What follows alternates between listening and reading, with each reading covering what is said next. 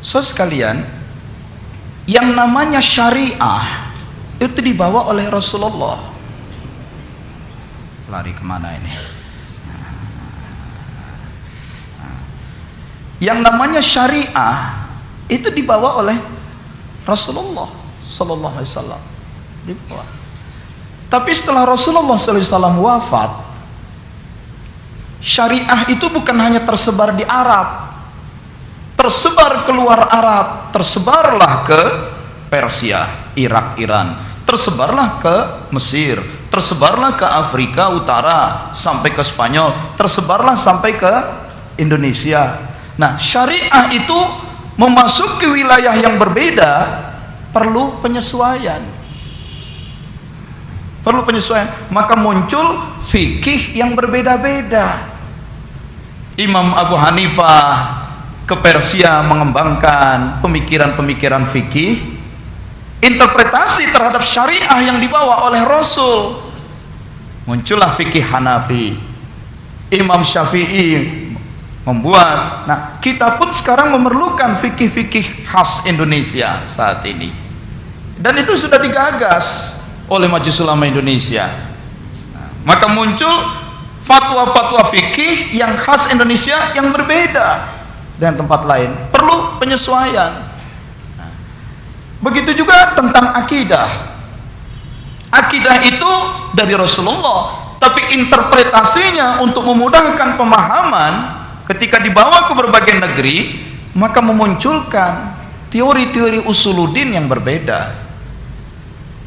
Orang kita di Indonesia faham betul dengan teori sifat 20-nya Al-Asy'ari, akidahnya Asy'ari.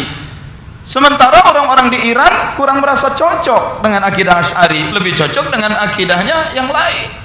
Sementara yang di Mesir bisa berbeda. Nah, itu kan hanya pengembangan saja. Begitu juga, kenapa tidak zikir mengikuti formula tarekah yang dari Nabi? Nah, ada penyesuaian-penyesuaian, pada dasarnya semua mengikuti Nabi, tapi disesuaikan, ada yang diperkuat untuk kondisi kejiwaan orang-orang tertentu. Maka muncullah kelompok-kelompok tasawuf yang berbeda. Itu tidak bisa diingkari. Jadi tidak salah menggunakan formula-formula tertentu itu. Sama dengan kita menggunakan pemikiran fikih tertentu, mazhab-mazhab fikih tertentu. Lalu bagaimana? Tidak usahlah pakai hasil-hasil ijtihad, nggak usahlah pakai fikih-fikihan. Cukup semuanya kembali kepada Allah dan Rasulnya, kembali pada Quran dan hadis saja. Ideal betul, secara normatifnya betul, pure, murni. Tapi dalam praktek, apakah bisa? Dalam prakteknya, loh, memangnya ada yang nggak bisa? Ada yang nggak bisa, yang perlu penyesuaian. Contoh, kalau mau coba kembali pada Quran hadis saja dalam soal fikih, Quran hadis menyebut kalau kamu berwudu atau kamu dalam keadaan junub, kamu nggak bisa wudu, harus mandi. Mau wudu, mau mandi, nggak ada air, fatayammamu, tayamum. Bagaimana petunjuk Quran dan hadis tayamum? Ayat Quran sebut tayamum sa'idan thayyiban. Tayamumlah dengan sa'idan yang baik. Apa itu sa'idan? Nabi memberitahu, nih cara tayamum. Kalau mau tahu sa'idan, tepukkan tanganmu di pasir. Pasir di sana itu kering, karena keringnya terburai. Tidak seperti pasir kita yang cenderung lembab, dibeginikan banyak nempel. Pasir di sana dibeginikan, apa yang tersisa? Sudah sedikit yang tersisa, Nabi lanjutkan, hembuskan, tiupkan. Apalagi yang tersisa? Itulah yang sa'idan itu. Jadi sa'idan itu debu-debu pasir. Nah, sekarang kita pergi haji, naik pesawat terbang, mau tayamum, bagaimana tayamumnya? Cari sa'idan, nggak ada. Tepukin aja jok yang di depan, tepukkan jok depan. Debu apa yang ada di jok? Itu. Tiap pesawat mendarat disedot dengan vacuum cleaner. Kalaupun ada debu, serat-serat beludru atau serat-serat tekstil sintetik, apakah itu yang namanya sa'idan? Nah, itu contoh. Jadi kembali pada Quran hadis, idealnya seperti itu, tapi kondisi belum tentu memungkinkan. Itu. Kalau kita mau serba kembali pada Quran hadis dalam segala-galanya, termasuk kita belajar dan mengajarkan orang lain baca Quran, ikuti Quran hadis. Bagaimana Rasulullah dulu mengajarkan baca Quran, ikuti. Yang nggak perlu diajarin baca, tetapi kan sekarang dimunculkan metode Iqra. Metode Iqra itu kenapa dimunculkan? Kenapa metode itu berkembang cepat di Indonesia? Rupanya cocok buat orang Indonesia. Tapi metode Iqra itu dari mana sumbernya? Apa ada di zaman Nabi metode Iqra? Nah, itu contoh. Jadi idealnya purenya seperti itu. Namun dalam prakteknya implementasi Quran hadis di tempat yang berbeda, di budaya yang berbeda, di zaman yang berbeda, di kondisi kejiwaan yang berbeda, itu akan berbeda-beda.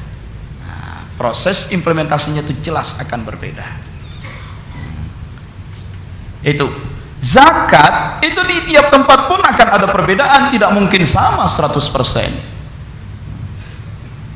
Menghitung zakat saja sudah beda, maka fikih tetap perlu. Statement, pernyataan cukup Quran dan hadis saja.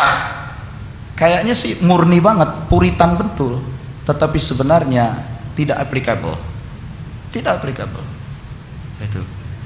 Karena itu juga Rasulullah SAW ketika mengutus Mu'adz bin Jabal ke negeri Yaman bertanya, engkau akan memasuki negeri Yaman, bima taqdi? Dengan apa engkau akan membuat keputusan di sana? Dengan apa kau akan buat keputusan di sana? Mu'adz menjawab, aqdi bima fi kitabillah. Aku akan membuat keputusan berdasarkan kitabullah. Nggak kebaca ya hurufnya dengan kitabullah. Fa illam yakun fi kitabillah. Kalau tidak ada di kitabullah, bagaimana kalau tidak ada di kitabullah? Maka Mu'adz bin Jabal menjawab, fa bi sunnati Rasulillah. Aku akan membuat keputusan berdasarkan sunnah Rasul. Fa illam yakun fi sunnah Rasulillah. Kalau tidak ada di sunnah Rasul, bagaimana?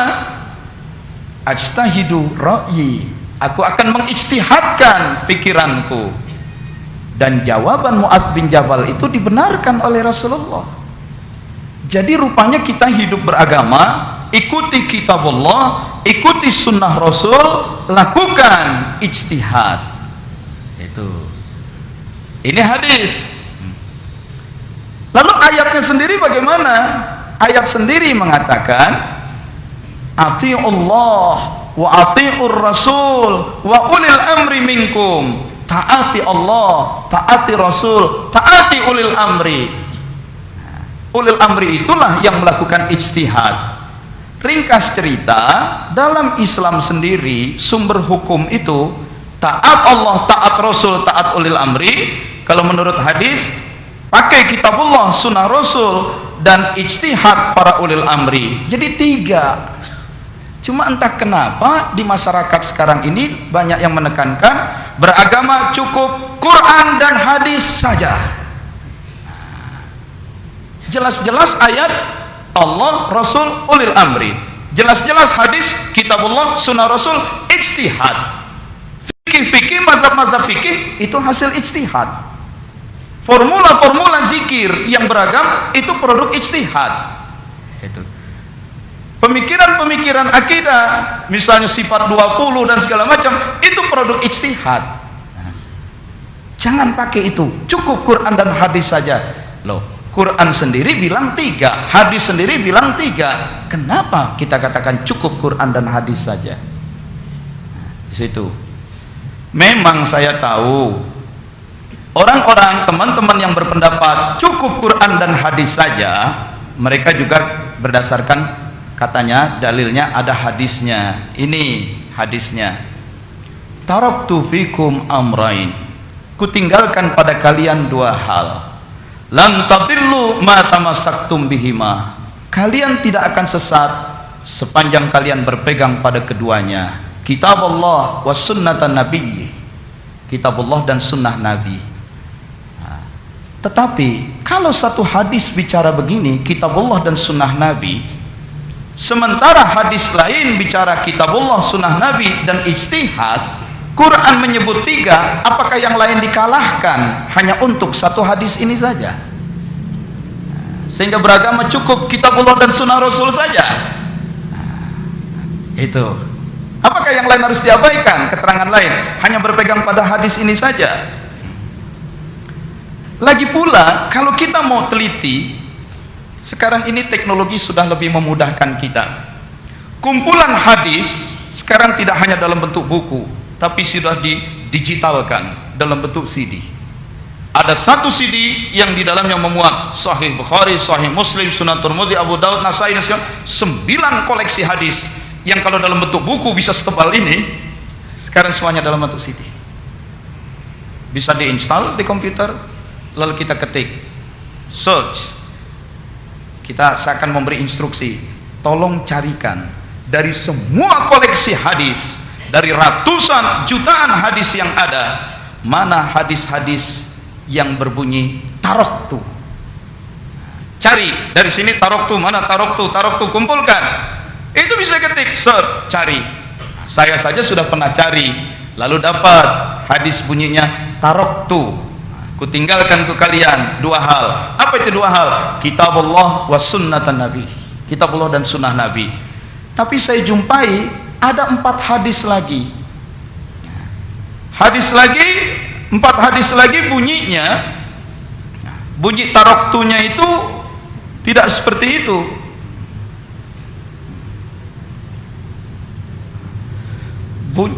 Yang hadis ini. Yang hadis lain bunyinya taraktu fikum, kutinggalkan pada kalian. Ma in akhadtum bihi, sepanjang kalian berpegang padanya, lan tadillu, kalian tidak akan sesat. Apa yang ditinggalkan oleh Nabi? Kitab Allah wa itrati ahla baiti, dan anak cucuku ahlul baitku. Hadis. Cuma begitu dengar begini, si ah nih ahlul bait. Tuh. Katanya berpegang pada Quran hadis, ditunjukin hadisnya, terus ngambil jarak. Si ah, hati-hati nih. Curigaan sih. Itu. Jadi, Musnad Ahmad, hadis nomor 10.079 dalam CD itu. Taraktu fikum, kutinggalkan pada kalian. At-taqalain, 2 hal yang berbobot. Yang satu lebih dahsyat dari yang lain. Mana 2 hal itu? Kitab Allah Azza wa Jalla, hablum mamdud, itulah tali yang terjulur dari langit ke bumi. Itu yang satu. Yang kedua apa? Wa itrati ahlu baiti, anak cucuku ahlul baitku.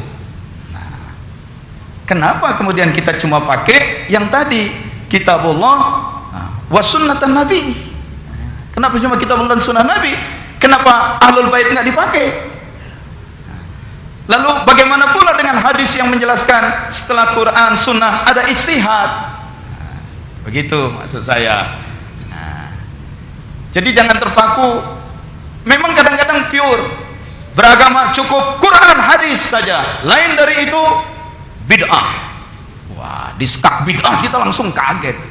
Apalagi kalau langsung ditambahin lagi dengan hadis wa kullu bid'atin dhalalah, setiap bid'ah adalah sesat, wa kullu dhalalatin finnar, setiap sesat pasti masuk neraka. Skakster udah susah itu. Terus apa itu bid'ah? Wa kullu muhdatsatin bid'ah, segala sesuatu yang baru adalah bid'ah. Memang bid'ah itu berasal dari kata bada'ah, sesuatu yang baru. Bid'ah itu bermakna innovation. Kalau semua bentuk inovasi bid'ah dan bid'ah adalah sesat, apa saja contohnya? Contohnya perayaan Maulid, itu bid'ah, sesat. Kan ada yang bilang begitu. Kalau Maulid aja dibilang sesat, apalagi ngaji pakai proyektor, pakai layar begini. Itu. Saya kapan waktu itu saya bilang, tanya dulu sama Pak Sajudin.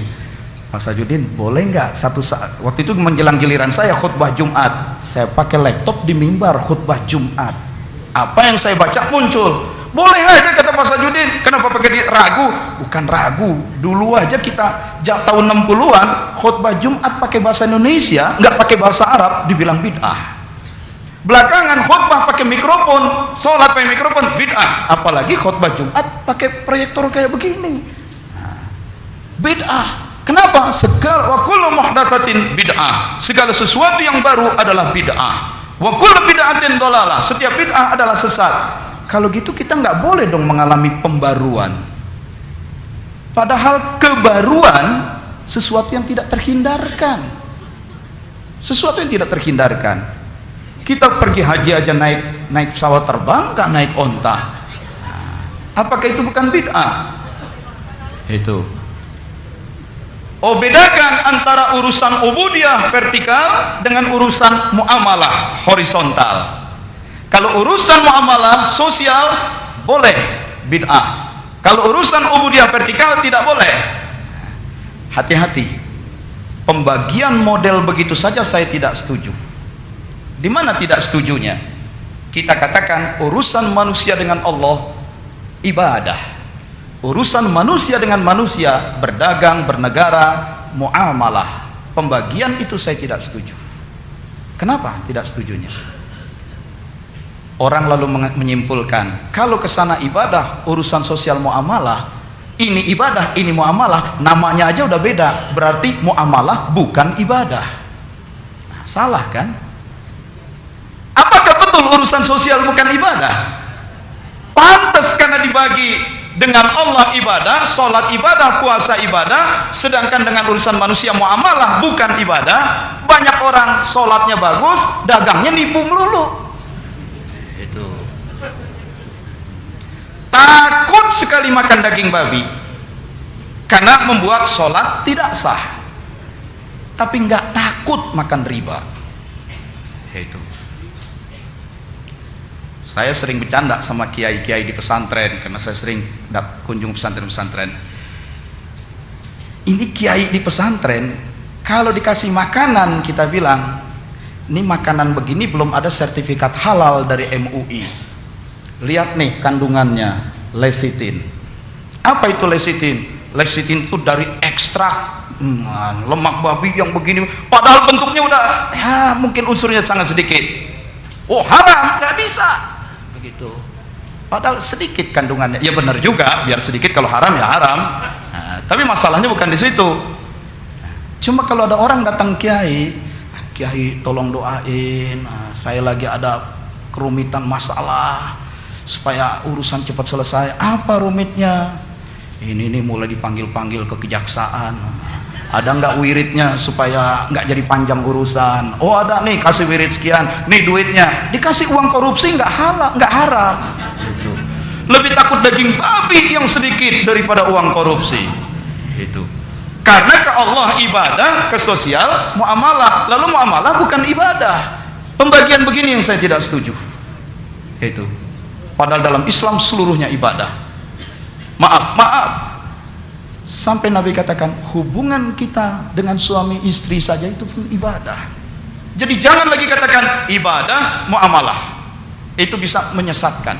Muamalah bukan ibadah. Semuanya ibadah. Cuma dengan Allah ibadah yang formal, ibadah mahdhah, ibadah langsung. Nah, itu lebih baik.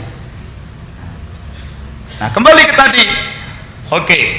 Kalau urusan ibadah ghairu mahdhah yang sifatnya sosial, boleh ada bid'ah.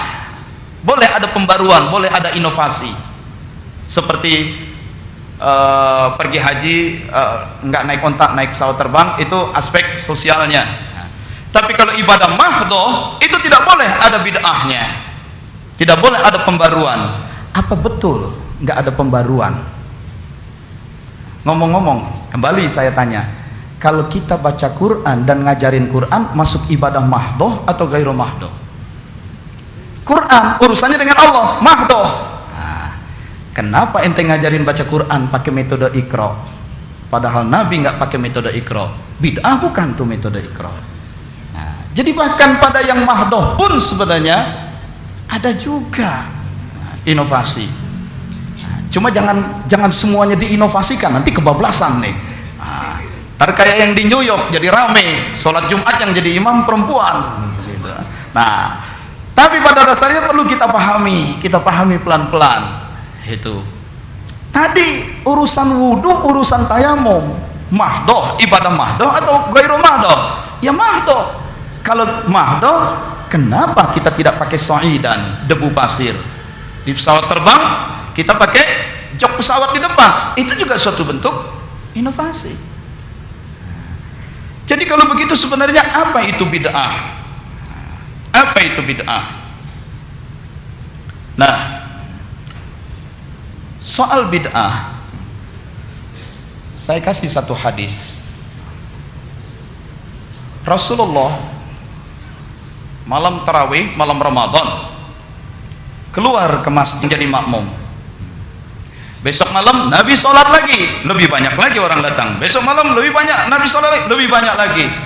Besok malamnya lebih banyak lagi orang datang. Nabi nggak keluar dari kamarnya, orang nungguin di masjid. Sudah tengah malam Nabi keluar ke masjid. Ngapain kalian kumpul-kumpul di masjid? Ingin sholat seperti yang kemarin. Aku sudah melakukannya sendirian di kamar. Loh kok gitu? Ya, sebab kalau aku terus lakukan berjamaah, kalian akan menganggap ini wajib. Nah, sejak saat itulah Nabi sholat tarawih sendirian di kamar. Dan kemudian umat pun, jamaah pun sholat sendiri-sendiri di masjid sampai Nabi wafat.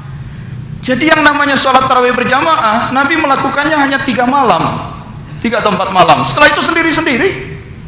Nabi wafat, muncullah zaman Abu Bakar. Di zaman Abu Bakar orang sholat tarawih sendiri-sendiri, di rumah atau di masjid sendiri-sendiri. 2 tahun lebih Abu Bakar wafat. Lalu terjadilah zaman Umar. Kharajtu ma'a Umar bin Al-Khattab radhiyallahu anhu lailatan fi Ramadan.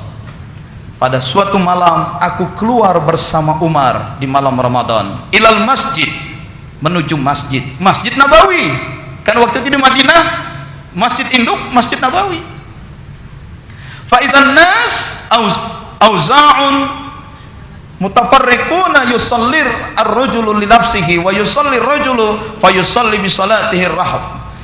Begitu sampai ke masjid, terlihat orang lagi sholat sendiri-sendiri, tarawih sendiri-sendiri. Lalu kata Umar, inni ara lau jama'tu haula'i ala qari'in wahid lakana amsal.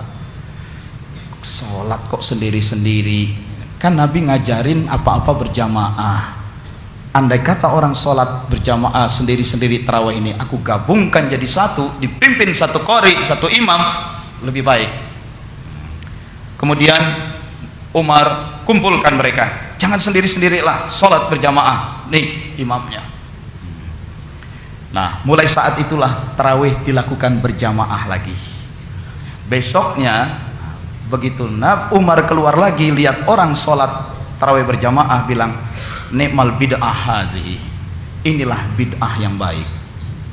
Jadi menurut hadis ini bid'ah ada yang baik juga. Gitu. Bahasa lain bid'ah hasanah. Karena memang tidak mungkin pembaruan itu tidak kita lakukan. Nah, lalu kalau begitu bid'ah itu bagaimana? Ada bid'ah yang baik, versi Umar bilang ni'mal bid'ah, bid'ah hasanah, ada bid'ah dolalah. Kriteria dolalahnya apa? Bukan semata-mata karena barunya. Jangan sesuatu dikatakan bid'ah semata-mata karena barunya saja, tetapi dia sesuatu yang baru dan bertentangan dengan ajaran Islam. Begitu. Tapi kalau sesuatu itu baru malah memperkuat, itu bid'ah juga, tapi hasanah. Di zaman Nabi ajarkan Quran secara lisan, para sahabat menghafalkannya, dan mereka khatamkan Quran, tadarus Quran bulan Ramadan dengan memutar hafalannya. Bahwa sekarang setelah Nabi wafat orang menuliskan Quran dalam bentuk buku Quran itu bid'ah. Tetapi diperlukan. Jadi jangan artikan bid'ah itu semata-mata karena barunya saja. Itu.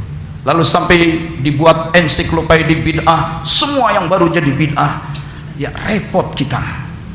Repot, nanti kita nggak bisa hidup dalam situasi sekarang. Itu. Sampai ada yang bilang zakat profesi itu bid'ah. Karena di zaman Nabi nggak ada zakat profesi. Yang ada zakat tijarah, perdagangan, zakat ziraah, pertanian, zakat peternakan, konam dan segala macam. Zakat profesi nggak ada. Nah, masalahnya kondisi zaman Nabi dulu dengan sekarang sudah berbeda. Dulu orang kerja itu beternak, berdagang. Jadi komoditinya jelas. Barang itu barang jelas diperdagangkan. Tapi seiring dengan kemajuan zaman modern, perdagangan yang terjadi bukan perdagangan barang yang dominan, yang mahal. Perdagangan jasa. Jasa konsultan hukum, jasa accounting, jasa ini, jasa itu. Dan orang-orang yang bisnis jasa ini penghasilannya bisa lebih besar daripada yang jual barang. Kalau petani saja yang sekarang tanahnya tinggal sedikit, hasil panennya nggak mencukupi, kita uber-uber zakatnya, kenapa para akuntan kita? Kenapa para lawyer kita yang sekali gebuk bisa dapat 2 miliar nggak dibayarkan zakat? Hanya karena nggak ada tuh hadisnya. Nah, itu. Karena memang profesi lawyer belum ada dulu di zaman Nabi.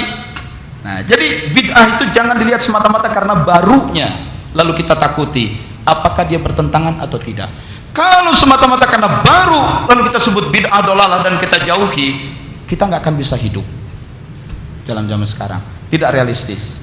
Nah, itu tinjauan logikanya, tinjauan nasnya, ayat-ayat dan hadis-hadisnya tadi sudah saya bacakan. Maka kembali zikir mengikuti formula-formula tertentu adalah bid'ah hasanah.